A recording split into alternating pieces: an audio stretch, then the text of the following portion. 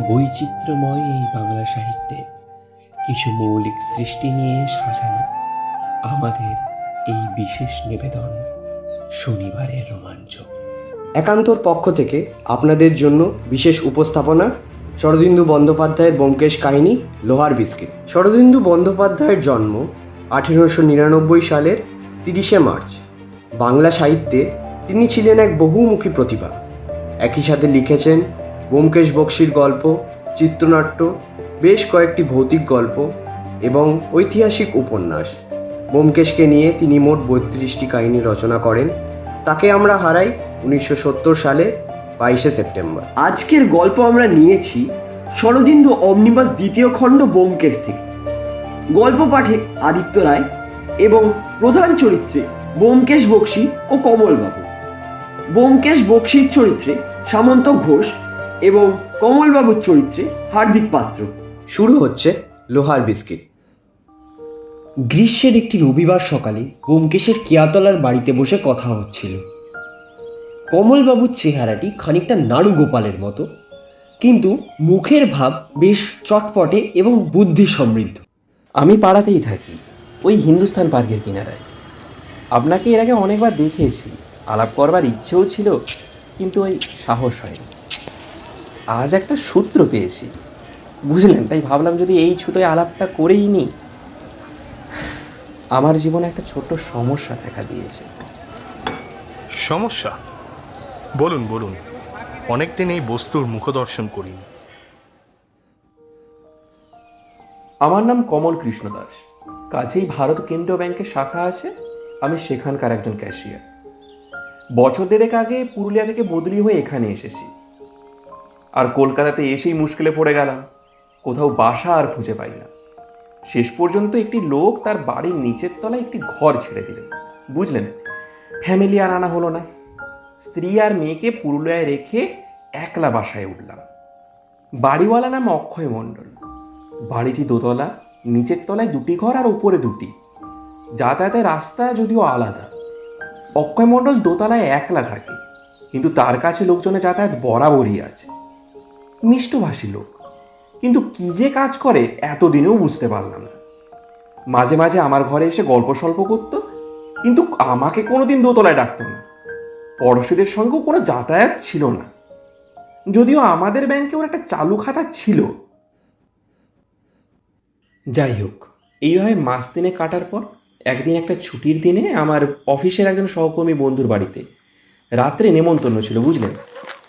ফিরতে রাত হয়ে গেল। বাসায় ফিরে দেখি অক্ষয় মণ্ডল দোতলা থেকে নেমে এসে সিঁড়ির দরজায় তালা লাগাচ্ছে, আর তার পায়ের দুপাশে দুখানা সুটকেস। এ কি, এত রাত্রে কোথায় চললেন? আমায় দেখে অক্ষয় মণ্ডল কেমন যেন একটু হকচকিয়ে গেল। তারপর সুটকেস দুটো হাতে নিয়ে আমার কাছে এসে দাঁড়ালো, বুঝলেন।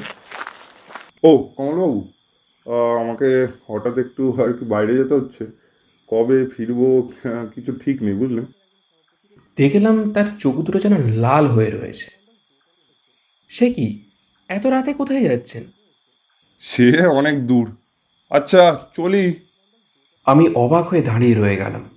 সে কয়েক পা এগিয়ে গিয়ে থমকে দাঁড়ালো, তারপর ফিরে এসে বলল, ও কমলবাবু, আপনাকে আরেকটা কথা বলার ছিল। আপনি সজ্জন মানুষ, ব্যাংকে কাজ করেন। আমি যদি 7 দিনের মধ্যে না ফিরে আসি, আমার বাড়িটা আপনি দখল করে নেবেন। আপনাদের ব্যাংকে আমার একটা অ্যাকাউন্ট খোলা আছে, মাস গেলে ওখানে 150 টাকা করে জমা করে দেবেন। অক্ষয় মণ্ডল চলে গেল। আমি স্তম্ভিত হয়ে কিছুক্ষণ দাঁড়িয়ে রইলাম। তারপর বিস্ময়ের চটকা ভেঙে খেয়াল হলো, অক্ষয় মণ্ডল কিন্তু তার দোরের চাবি আমাকে দিয়ে যায়নি। সে যাই হোক, একটা আস্ত বাড়ি পাওয়া যেতে পারে এই আশায় মন উৎফুল্ল হয়ে উঠল, জানেন। মনে হলো অক্ষয় মণ্ডল অগস্ত্য যাত্রা করেছে, আর শিগগির ফিরবে না। তাই পরের দিন একদম সকালবেলা স্ত্রীকে চিঠি লিখে দিলাম, সংসার গুটিয়ে তৈরি থেকো, বাসা পাওয়ার একটা সম্ভাবনা আছে। আশায় আশায় 2 দিন কেটে গেল। 3 দিনের দিন একটা গন্ধ বেরোতে আরম্ভ করলো। বিকট গন্ধ, মরা পচা গন্ধ। গরমের দিনে মাছ মাংস পচে গিয়ে ঠিক যেরকম গন্ধ বেরোয়, সেই রকম একটা গন্ধ। সন্দেহ হলো, পুলিশে খবর দিলাম। পুলিশ এসে তালা ভেঙে উপরে উঠল। আমিও সঙ্গে সঙ্গে গিয়েছিলাম। গিয়ে দেখি বীভৎস কাণ্ড। ঘরের মেঝের ওপর একটা মরা হাত পা ছড়িয়ে পড়ে আছে, তার কপালে একটা ফুটো।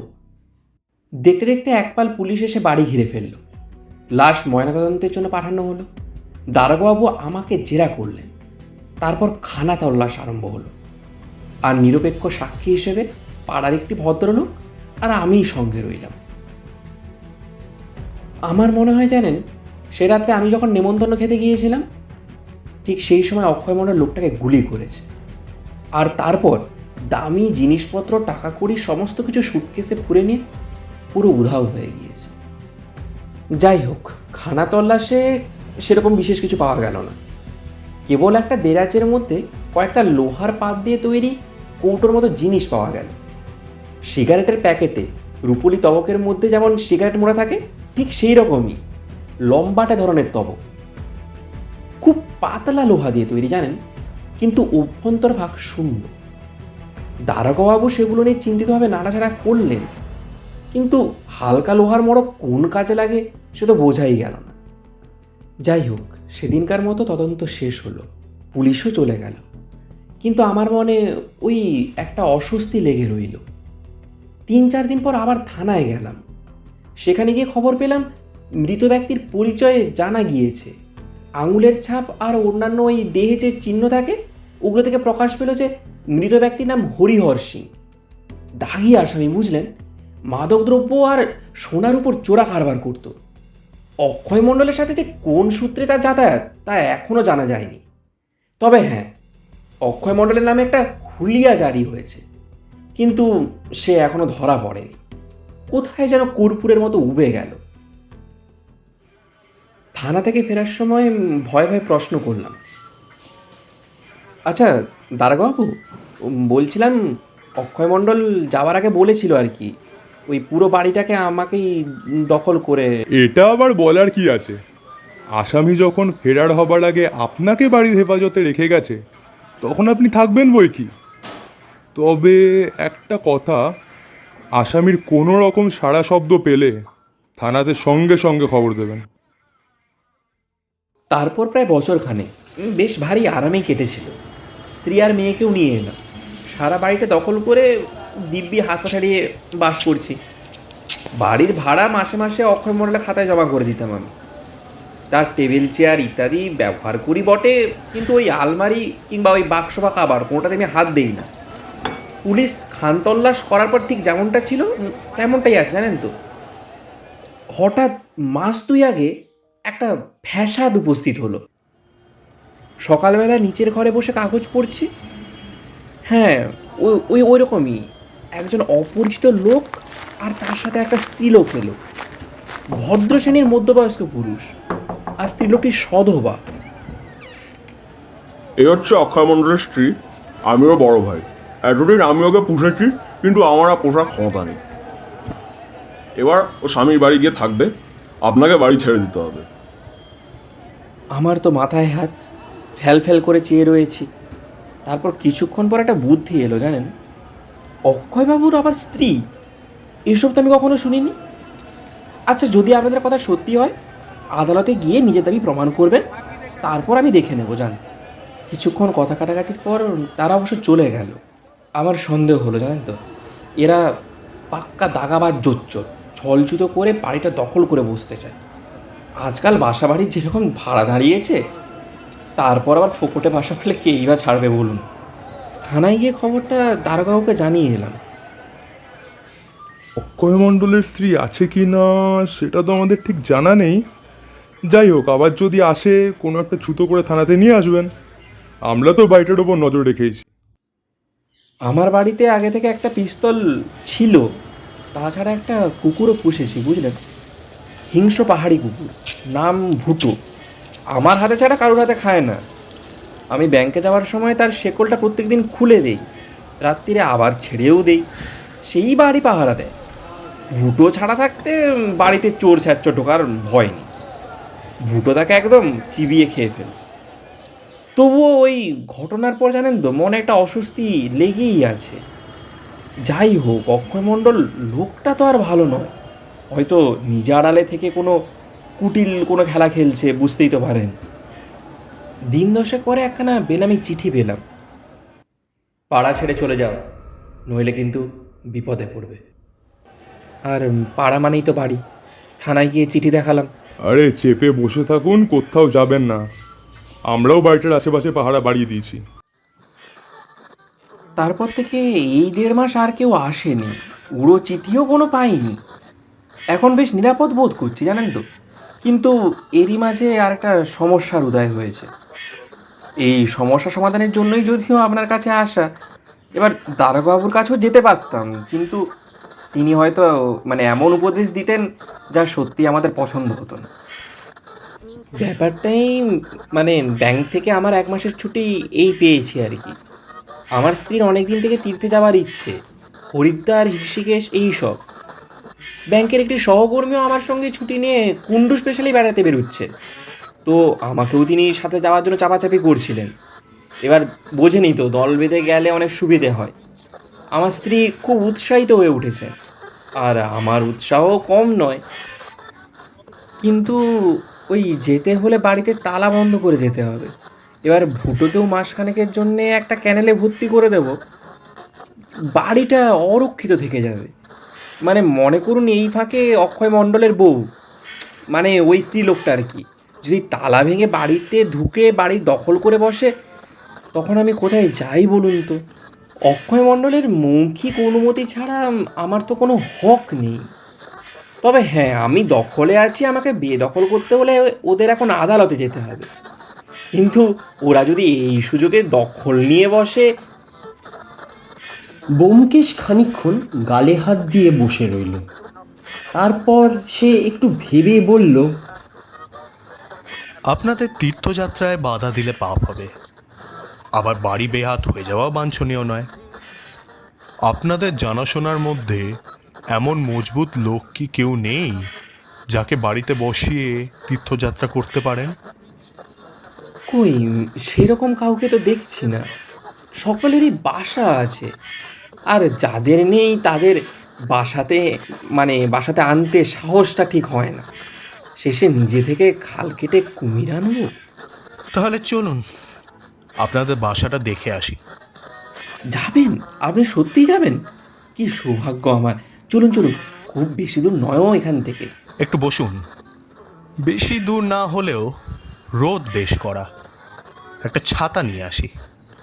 ব্যোমকেশ ভিতরে গিয়ে ছাতা নিয়ে এলো। ছাতাটি ব্যোমকেশের প্রিয় ছাতা, অতিশয় জীর্ণ, লোহার বাঁট এবং কামানিতে কিছু মরচে ধরেছে। কাপড় বেশ বিবর্ণ এবং বহু ছিদ্রযুক্ত। এই ছাতা মাথায় দিয়ে রাস্তায় বেরোলে নিজে অদৃশ্য থেকে সন্দেহভাজন ব্যক্তিকে অনুসরণ করা যায়। ছিদ্র দিয়ে বাইরের লোককে দেখা যায় ঠিকই, কিন্তু বাইরের লোক ছাতাধারীর মুখ দেখতে পায় না। সত্যান্বেষীর উপযুক্ত ছাতা। চলুন। কমলবাবুর বাসা ব্যোমকেশের বাড়ি থেকে মিনিট 5-এর রাস্তা। মাঝে মাঝে এই পথ দিয়ে যাবার সময় বাড়িটি ব্যোমকেশের চোখে পড়েছে। ছোট্ট দোতলা বাড়ি, কিন্তু একটি বিশেষত্বের জন্য দৃষ্টি আকর্ষণ করে। সমস্ত ছাদ লোহার ডান্ডা ছত্রি দিয়ে ঢাকা, যেন প্রকাণ্ড একটা লোহার খাঁচা। বাইরে থেকে কোনো মতেই ছাদে ওঠা সম্ভব নয়। ছাতা মুড়ে ব্যোমকেশ বাড়িতে ঢুকল। কমলবাবু প্রথমে তাকে নিচের তলায় বসবার ঘরে নিয়ে গেলেন। সেখানে একটি শতরঞ্চি ঢাকার তক্তপোষ ও 2টি ক্যাম্বিসের চেয়ার ছাড়া আর বিশেষ কিছু নেই। ব্যোমকেশ ঘরের চারিদিকে একবার তাকালো। সে যেন একটা সূত্র খুঁজছে, কিন্তু এই নগ্নপ্রায় ঘরে কোনো অঙ্গুলি নির্দেশ পাওয়া গেল না। সে বলল, নিচের তলায় আর একটা ঘর আছে না?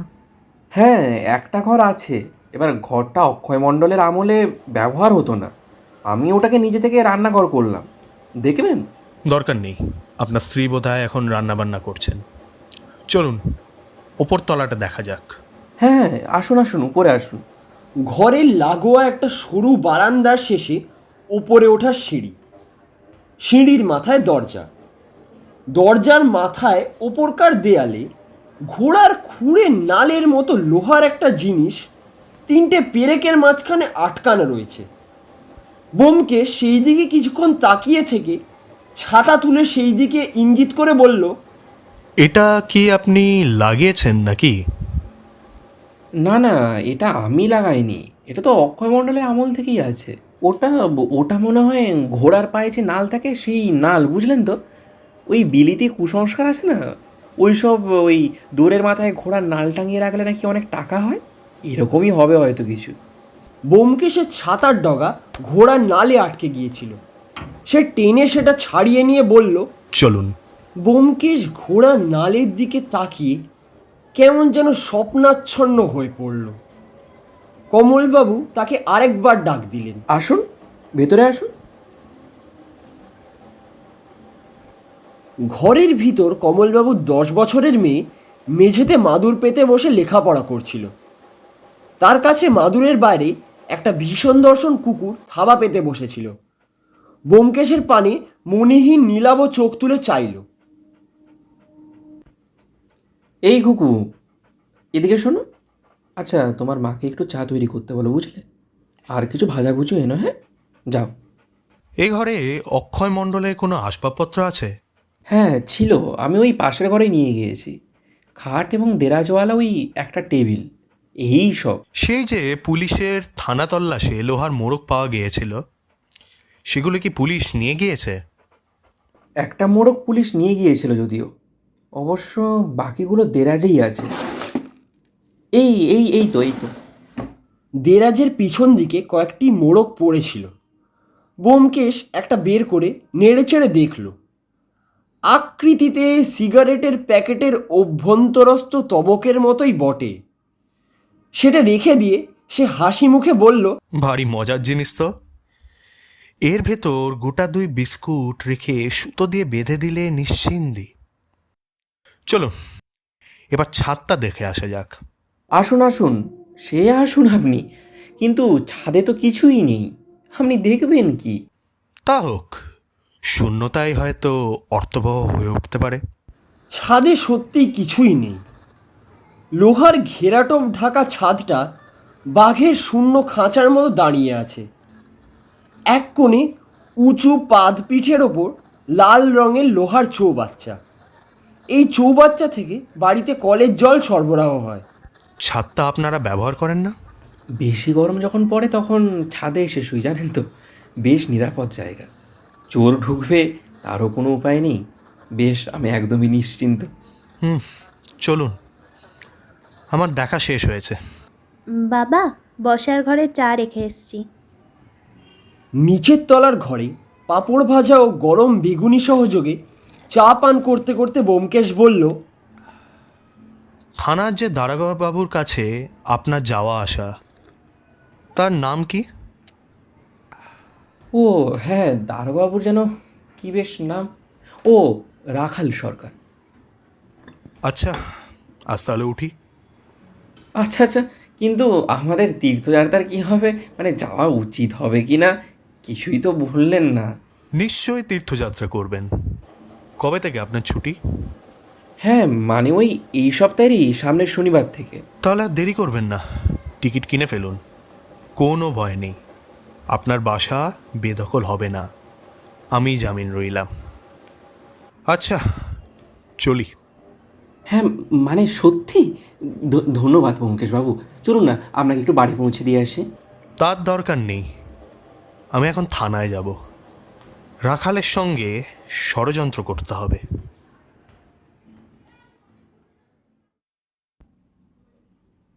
শনিবার সকালবেলা কমলবাবুর বাসা থেকে পুলিশের পাহারা তুলে নেওয়া হলো।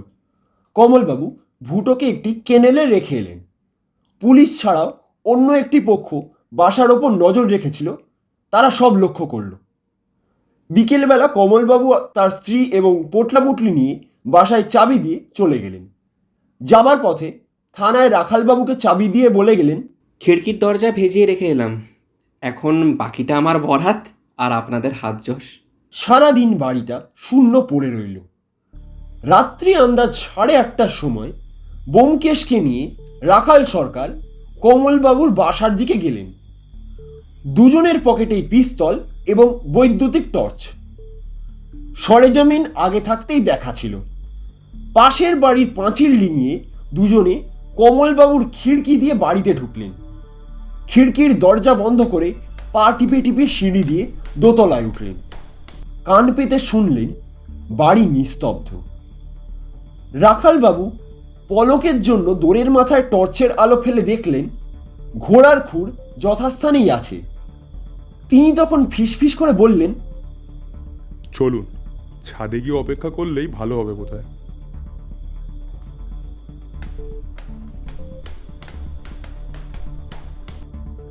না, আমি ছাদে যাচ্ছি, তুমি এই ঘরে লুকিয়ে থাকো। দুজনেই ছাদে গেলে ছাদের দোর এদিক থেকে বন্ধ করা যাবে না, আসামির সন্দেহ হবে। আচ্ছা বেশ, আপনি ছাদে গিয়ে লুকিয়ে থাকুন, আমি দরজা বন্ধ করে দিচ্ছি। ব্যোমকেশ ছাদে উঠে গেল।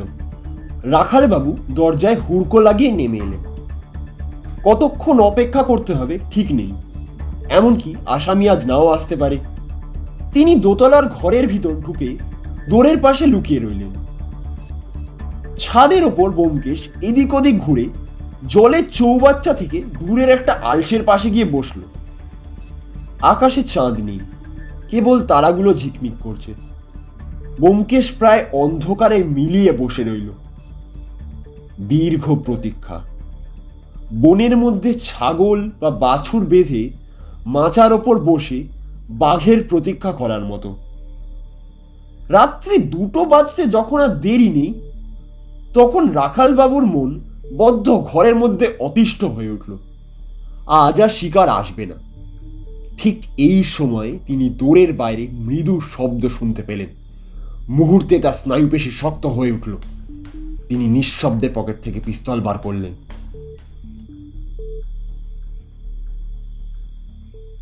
যে মানুষটি নিঃসাড়ে বাড়িতে প্রবেশ করেছিল সে সিঁড়ি দিয়ে ওপরে উঠে এলো।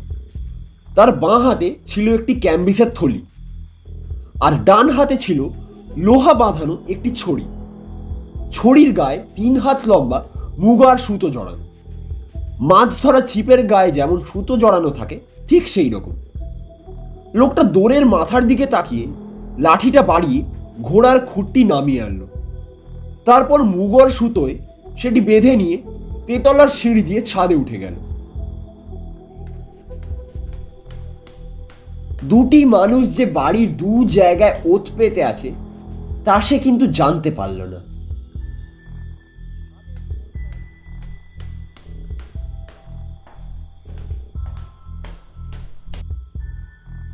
ছাদের দরজায় একটু শব্দ শুনে ব্যোমকেশ সতর্ক হয়ে বসল। নক্ষত্র আলোয় একটি ছায়া মূর্তি বেরিয়ে এলো। সোজা ট্যাঙ্কের কাছে গিয়ে আলসের ওপর উঠে ট্যাঙ্কের মাথায় চড়ল। সে ট্যাঙ্কির ঢাকনি খুলে সরিয়ে রাখল। তারপর লাঠির আগায় সুতো বাঁধা ঘোড়ার নাল জলের মধ্যে ডুবিয়ে দিল। লোকটা যেন আবছা অন্ধকারে বসে ছিপ ফেলে চুনো মাছ ধরছে। ছিপ ডোবাচ্ছে আর তুলছে। মাছগুলো ব্যাগের মধ্যে পুরে আবার ছিপ ফেলছে। 20 মিনিট পরে লোকটি মাছ ধরা শেষ করে ট্যাঙ্ক থেকে নামলো। এক হাতে ব্যাগ, অন্য হাতে ছিপ নিয়ে সে যেই পা বাড়িয়েছে অমনি তার মুখের ওপর দপ করে টর্চ জ্বলে উঠল। ব্যোমকেশের ব্যঙ্গস্বর শোনা গেল। অক্ষয় মণ্ডল, কেমন মাছ ধরলে? অক্ষয় মণ্ডলের পরনে খাকি প্যান্ট ও হাফ শার্ট, কালো মুস্কো চেহারা। সে বিস্ফারিত চোখে চেয়ে আস্তে আস্তে থলিটি নামিয়ে রেখে ক্ষিপ্র বেগে পকেটে হাত দিল। সঙ্গে সঙ্গে ব্যোমকেশের টর্চ গদার মতো তার চলে লাগলো। অক্ষয় মণ্ডল ছাদের ওপর চিটিয়ে পড়ল। রাখালবাবু নিচ থেকে উঠে এসেছিলেন। তিনি অক্ষয় মণ্ডলের বুকের ওপর বসে বললেন, ব্যোমকেশ দা, ওর পকেট থেকে পিস্তলটা কেড়ে নিন তো। অক্ষয় মণ্ডল, হরিহর সিংকে হত্যা করার অপরাধে তোমায় গ্রেপ্তার করলাম। বাহ, এই যে যা ভেবেছিলাম তাই। লোহার মোড়কের মধ্যে চকচকে বিদেশি সোনার বিস্কুট। পরদিন সকালে সত্যবতী ব্যোমকেশকে বলল, তুমি কিন্তু বড্ড বাড়াবাড়ি করছো। সারা রাত কোথায় ছিলে? দোহাই ধর্মাবতার, রাখাল সাক্ষী, আমি কোনো কুকার্য করিনি। সুরির সাক্ষী মাতাল। গল্পটা কি বলবে এবার? বলবো, কিন্তু আগে আরেক পেয়ালা চা দিতে হবে। এক পেয়ালা চা খেয়ে রাত জাগার গ্লানি কাটেনি। এবার বলো তো টর্চটা কি করে ভাঙলে? নিশ্চয়ই মারপিট করেছো। মারামারি নয়, শুধু মারা। অক্ষয় মণ্ডল সোনার চোরা কারবার করে অনেক টাকা করেছিল। নিজের প্রয়োজন অনুযায়ী ভদ্রপাড়ায় একটি বাড়ি করেছিল। বাড়ির ছাদ লোহার ডান্ডা ছত্রি দিয়ে এমনভাবে মুড়ে রেখেছিল যে ওদিক দিয়ে বাড়িতে চোর ঢোকার উপায় ছিল না। ছাদটা নিরাপদ করতে তার বিশেষ দরকার ছিল। অক্ষয় মণ্ডলের পেশা ভারতবর্ষের বাইরে থেকে যেসব চোরাই সোনা আসে তাই সংগ্রহ করা এবং সুযোগ মতো বাজারে ছাড়া।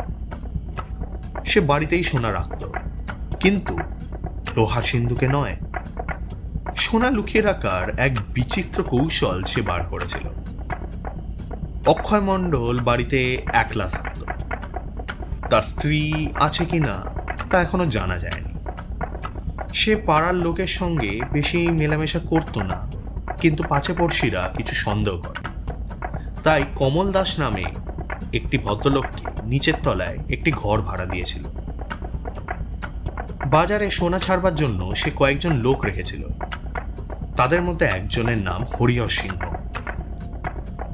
হরিহর সিংহ বোধহয় অক্ষয় মণ্ডলকে ফাঁকি দিচ্ছিল।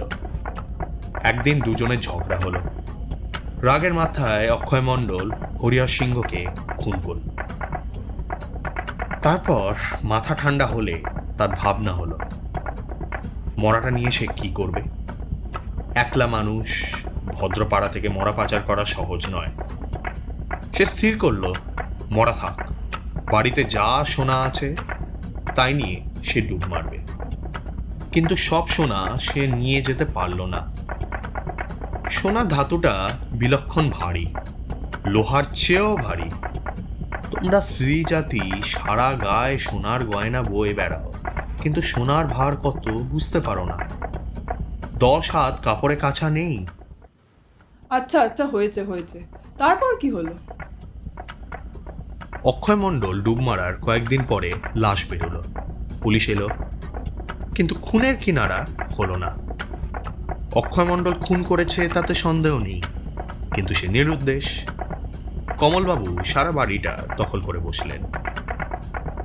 অক্ষয় মণ্ডল নিশ্চয়ই কলকাতাতেই কোথাও লুকিয়েছিল। কয়েক মাস চুপচাপ রইল, কিন্তু বাড়িতে যে সোনা লুকানো আছে, যেগুলো সে সরাতে পারেনি, সেগুলো উদ্ধার করতে হবে। কাজটা সহজ নয়। কমলবাবুর স্ত্রী এবং মেয়ে সর্বদা বাড়িতে থাকে। তাছাড়া একটি ভয়ঙ্কর হিংস্র কুকুর আছে। অক্ষয় মণ্ডল ভেবেচিন্তে এক ফন্দি বার করল। একটি স্ত্রীলোককে বউ সাজিয়ে এবং একটা পেটোয়া লোককে তার ভাই সাজিয়ে অক্ষয় মণ্ডল কমলবাবুর কাছে পাঠালো। বউকে বাড়ি ছেড়ে দিতে হবে। অক্ষয় মণ্ডল ফেরারি খুনি হতে পারে, কিন্তু তার বউ তো কোনো অপরাধ করেনি। কমলবাবু কিন্তু শুনলেন না, তাদের হাঁকিয়ে দিলেন। অক্ষয় মণ্ডল তখন বেনামি চিঠি লিখে ভয় দেখালো, কিন্তু তাতেও কোনো ফল হলো না। কমলবাবু নড়লেন না। অক্ষয় মণ্ডল তখন অন্য রাস্তা ধরল। আমার বিশ্বাস ব্যাংকের যে সহকর্মীটি কমলবাবুকে তীর্থযাত্রা করার জন্য ভজাচ্ছিলেন, তার সঙ্গে অক্ষয় মণ্ডলের যোগাযোগ আছে। 2-4 দিনের জন্যেও যদি কমলবাবুকে সপরিবারে বাড়ি থেকে তফাৎ করা যায়, তাহলেই অক্ষয় মণ্ডলের কার্যসিদ্ধি। কাজটা সে বেশ গুছিয়ে এনেছিল, কিন্তু একটা কারণে কমলবাবুর মনে খটকা লাগলো। বাড়ি যদি বেদখল হয়ে যায়। তার গল্প শুনে আমার সন্দেহ হলো বাড়িটার ওপর। আমি বাড়ি দেখতে গেলাম। দেখাই যাক না, অকুস্থলে গেলে অনেক ইশারা ইঙ্গিত পাওয়া যায়। গেলাম বাড়িতে। কড়া রোদ ছিল, তাই ছাতা নিয়ে গিয়েছিলাম। দোতলায় উঠে দেখলাম দোরের মাথায় ঘোড়ার নাল 3টে পেরেকের মাঝখানে আলগাভাবে আটকানো রয়েছে। ঘোড়ার নালটা এক নজরে দেখলে ঘোড়ার নাল বলেই মনে হয় বটে, কিন্তু ঠিক যেন ঘোড়ার নাল নয়। আমি ছাতাটা সেই দিকে বাড়িয়ে দিলাম, অমনি ছাতাটা আপনা থেকে গিয়ে ঘোড়ার নালে জুড়ে গেল। বুঝলাম ঠিকই সন্দেহ করেছিলাম, ঘোড়ার নাল নয়, একটি বেশ শক্তিমান চুম্বক ছাতার লোহার বাট পেয়ে টেনে নিয়েছে। প্রশ্ন করে জানলাম চুম্বকটা অক্ষয় মণ্ডলের। মাথার মধ্যে চিন্তা ঘুরপাক খেতে লাগলো। কেন অক্ষয় মণ্ডল চুম্বক নিয়ে কি করে? দোরের মাথায় টাঙিয়ে বা রেখেছে কেন, যাতে মনে হয় ওটা ঘোড়ার নাল? মনে পড়ে গেল পুলিশের খানা তল্লাশে দেরাজের মধ্যে কয়েকটা লোহার মোড়ক পাওয়া গিয়েছিল। রহস্যটা ক্রমশ পরিষ্কার হতে লাগলো। তারপর যখন ঘেরাটোপ লাগানো ছাদে গিয়ে জলের ট্যাঙ্ক দেখলাম, তখন আর কিছুই বুঝতে বাকি রইল না। চুম্বক যতই জোরালো হোক, সোনা টানবার ক্ষমতা নেই। তাই সে সোনার বিস্কুট লোহার প্যাকেটে মুড়ে ট্যাঙ্কের জলে ফেলে দেয়। তারপর যেমন যেমন দরকার হয় ট্যাঙ্কে চুম্বকের ছিপ ফেলে জল থেকে তুলে আনে। হরিহর সিংহকে খুন করে পালাবার সময় সে সমস্ত সোনা নিয়ে যেতে পারেনি, এখন বাকি সোনা উদ্ধার করতে চায়। পালাবার সময় সে ভাবেনি যে ব্যাপারটা পরে এতটা জটিল হয়ে উঠবে। যা হোক, সোনার সন্ধান পেলাম। সমুদ্রের তলায় শুক্তির মধ্যে যেমন মুক্ত থাকে, ট্যাঙ্কের তলায় তেমনি লোহার পাতে মোড়া সোনা আছে। কিন্তু কেবল সোনা উদ্ধার করলেই তো চলবে না, খুনি আসামিকে ধরতে হবে। আমি কমলবাবুকে বললাম, আপনি সপরিবারে তীর্থযাত্রা করুন। তারপর রাখালের সঙ্গে পরামর্শ করে ফাঁক পাতার ব্যবস্থা করলাম। কাল সকালে কমলবাবুরা তীর্থযাত্রা করলেন। বাড়ির ওপর অক্ষয় মণ্ডল নজর রেখেছিল, সে জানতে পারল রাস্তা সাফ। কাল সন্ধ্যের পর রাখাল আর আমি বাড়িতে গিয়ে আড্ডা গাড়লাম। কালই যে অক্ষয় মণ্ডল আসবে এতটা আশা করিনি, তবু পাহারা দিতে হবে, বলা তো যায় না। রাত্রি 2টোর সময় শিকার ফাঁদে পা দিল। তারপর আর কি, টর্চের এক ঘায় ধরাশাহী। এই কতটা সোনা পেলে গো? 57টা লোহার মোড়ক, প্রত্যেকটি মোড়কের মধ্যে 2টি করে সোনার বিস্কুট।